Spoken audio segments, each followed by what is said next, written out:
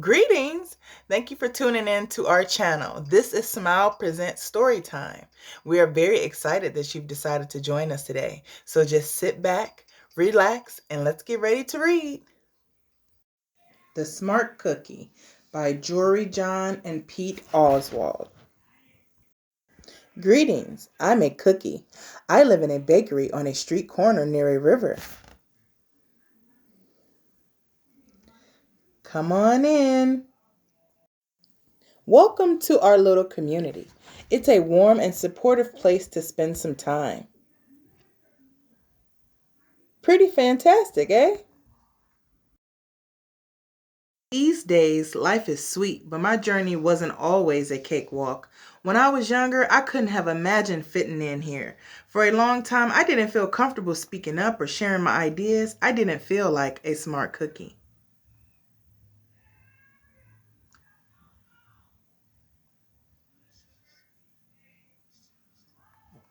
I wanted to be a cookie who knew all the answers, a cookie who felt confident in a group, a cookie who said aha when solving a puzzle, like this. Aha!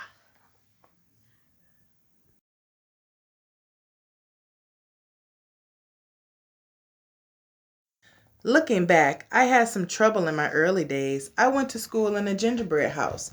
Our teacher, Miss Biscotti, was kind and patient. When I arrived each morning, she'd wave at me and smile. But I didn't get the best grades.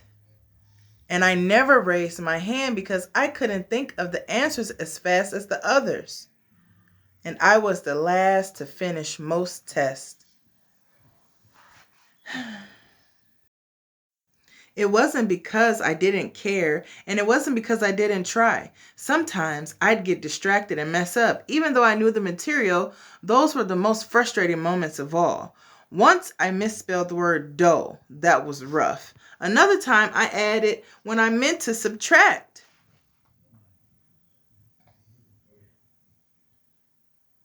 Occasionally, we'd have a lesson where I had absolutely no idea what was happening. I just couldn't keep up. I imagined that my desk was a raft and that I was completely lost at sea because that's what it felt like. At night, I slept in a cookie jar. I had about 6 dozen roommates. Move, you move. No, you move. No, you move. No, you move. I'd stay awake and stare out the window and worry. And it went this way day after day after day. But then something happened that changed everything.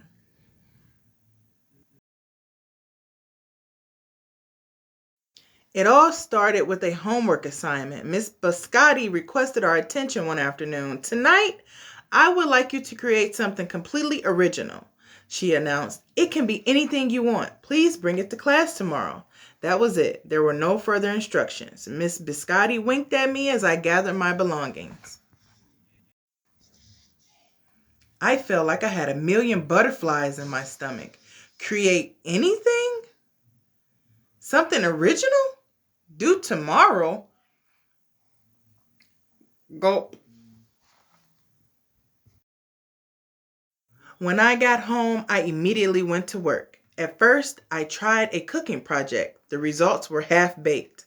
Next, I tried to hammer and nail something. It splintered immediately. Then I tried making a sculpture. It was a complete bust. I wondered if I was about to fail yet another assignment. I was stuck.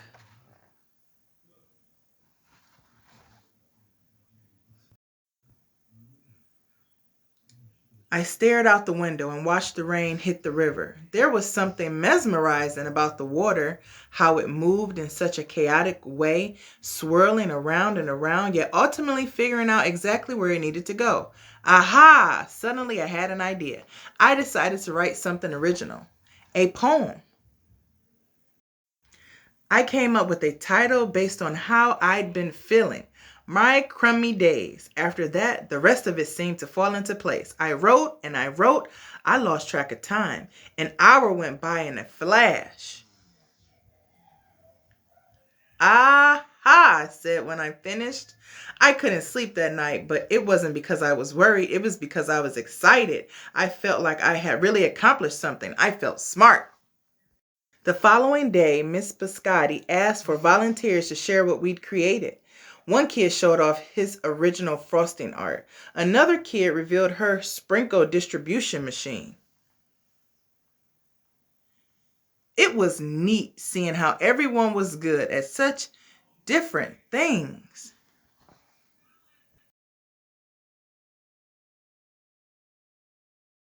Finally, Miss Biscotti turned to me. Would you like to share anything? She asked. Gulp. I gulped. I thought I'd probably crumble under the pressure. But I made my way to the front of the classroom. I noticed my hands were shaking, my mouth went dry. This poem is called My Crummy Days, I said, my voice cracking, and then I read it aloud. As I spoke, I noticed some kids nodding at certain lines. Other kids laughed at parts that were supposed to be funny. As I built towards the finale, I felt myself becoming more confident and animated.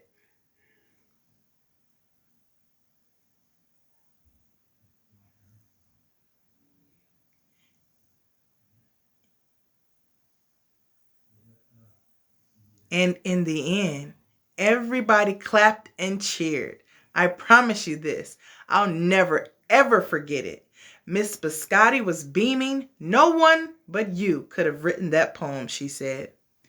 It was completely original.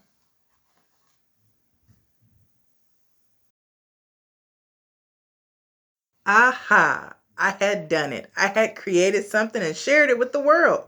Well, my world at least. The rest of the day was a blur. By recess, I was already planning my next poem. I would call it My Sweet Morning. Aha, I thought when I came up with the title. Later that afternoon, Miss Biscotti handed me a note. It said I should keep on writing no matter what. That meant so much to me.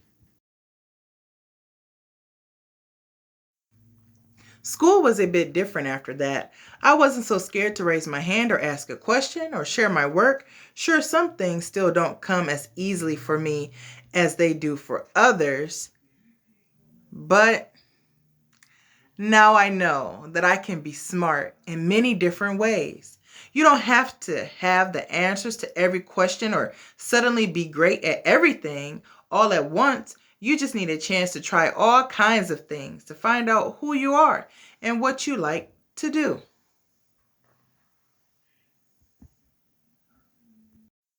As for me, I learned that I can write and I can think up great ideas. And I found plenty of other things I'm good at too. I no longer feel lost at sea. It's more like floating down a river. And the best part is there's always more to learn because we're all smart cookies. That's the end.